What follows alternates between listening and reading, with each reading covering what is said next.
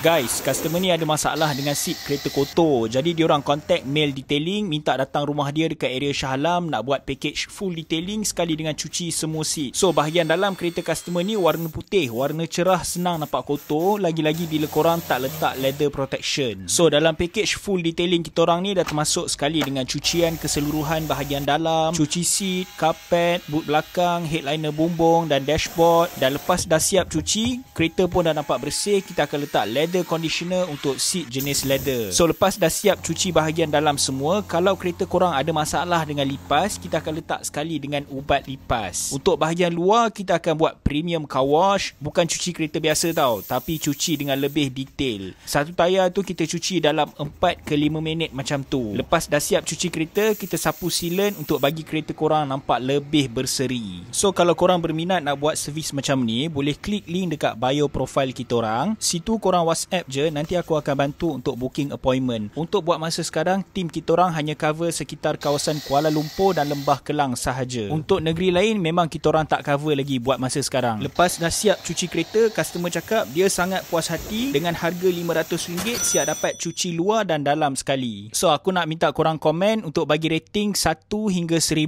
dengan hasil cucian macam korang tengok dalam video ni. Cuba korang komen sikit. Apa pendapat korang servis macam ni siap datang ke rumah lagi? Rasa-rasa berbaloi tak? Terima kasih.